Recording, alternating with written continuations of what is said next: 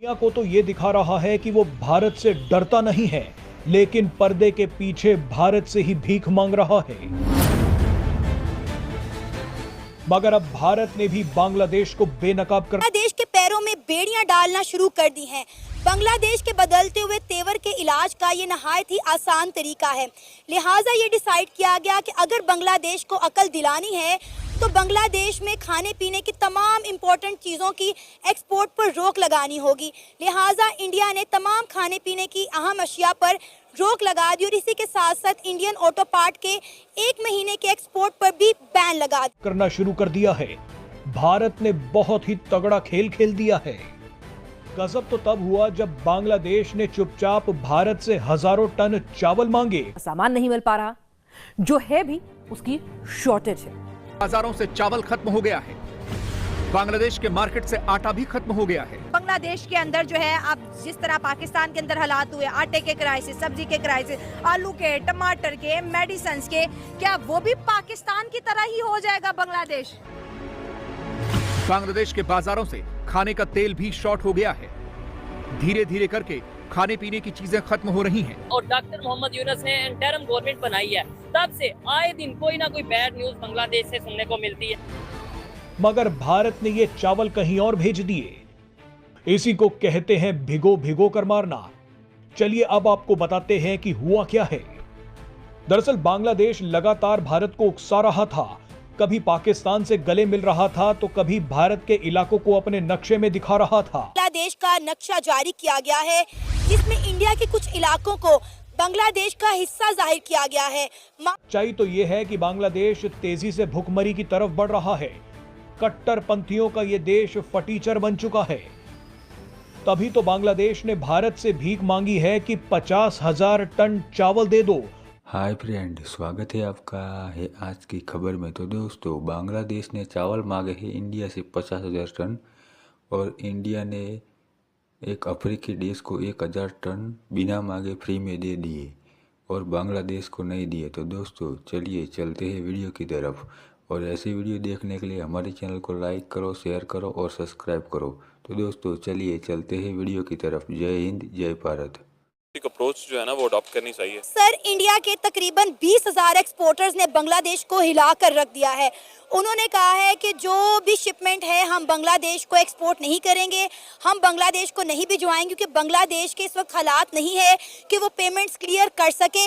लिहाजा तमाम एक्सपोर्टर्स ने जो है वो अपनी शिपमेंट पर पोज लगा दिया है। क्या कहना चाहेंगे आप इस सारे मामले पर? बिस्मिल्लाहिर्रहमानिर्रहीम। सबसे पहले तो ये है कि बांग्लादेश की एक बड़ी तारीखी हैसियत है। बांग्लादेश हमारा दायां बाजू रहा है। हम कहीं से जुगाड़ करके इस चावल का पैसा भी दे देंगे। अब आप ही बताइए कि बांग्लादेश भारत को गाली तो जोर जोर से दे रहा है, मगर पेट भरने के लिए चुपचाप पर्दे के पीछे से हाथ फैला रहा है। मगर भारत भी कच्चा खिलाड़ी नहीं है। भारत ने बांग्लादेश की मांग को फिलहाल तो अनसुना कर दिया, लेकिन उसके बाद जो किया वो शानदार था। भारत ने बिना मांगे ही 1,000 टन चावल अफ्रीका के एक छोटे से देश लिसोटो को भेज दिए। लिसोटो अफ्रीका का एक छोटा सा देश है जहां भयंकर खाद्य संकट आ गया है। बांग्लादेश के पैरों में बेड़ियां डालना शुरू कर दी हैं। बांग्लादेश के बदलते हुए तेवर के इलाज का ये नहायत ही आसान तरीका है। लिहाजा ये डिसाइड किया गया कि अगर बांग्लादेश को अकल दिलानी है तो बांग्लादेश में खाने पीने की तमाम इम्पोर्टेंट चीज़ों की एक्सपोर्ट पर रोक लगानी होगी। लिहाजा इंडिया ने तमाम खाने पीने की अहम अशिया पर रोक लगा दी और इसी के साथ साथ इंडियन ऑटो पार्ट के 1 महीने के व्यापारिक संबंध बहुत पुराने और मजबूत हैं। भारत बांग्लादेश को कई जरूरी वस्तुएं निर्यात करता है। इनमें खाद्य पदार्थ, औद्योगिक पदार्थ, रसायन, विद्युत उपकरण और कृषि उत्पाद शामिल हैं। बांग्लादेश के बाजार में भारत की हिस्सेदारी इतनी बड़ी कि अगर भारत ने सप्लाई बंद कर दी तो बांग्लादेश में हर घर पर असर पड़ेगा।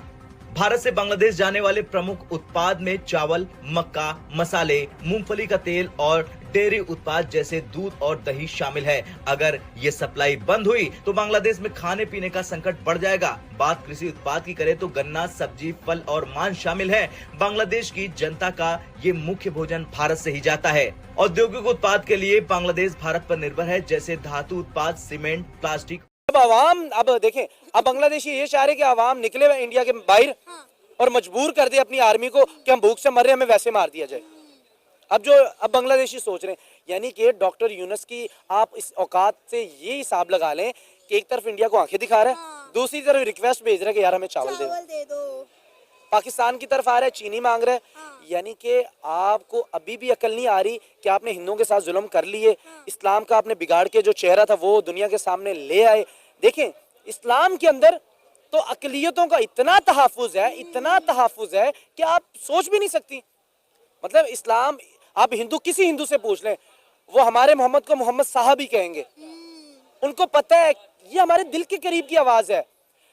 हम एज ए मुस्लिम किसी हिंदू पे जुल्म करने के हकदार ही नहीं रहते। हमारे तो नबी करीम सल्लल्लाहु अलैहि वसल्लम ने काफिर लड़की के सर के ऊपर खाने काबे की चादर उतार के रख दी थी और कह दिया था कि यार हम मुसलमान मोहब्बत अमन का पैगाम देने वाले। लेकिन बांग्लादेशियों ने वो हदधर्मी की है कि तालिबान की तरफ से जो हमें क्रिटिसाइज किया जाता था तो किया जाता था, वो तो धमाके करते थे ना, वो मुसलमान हिंदू हर चीज को रगड़ा लगा देते थे।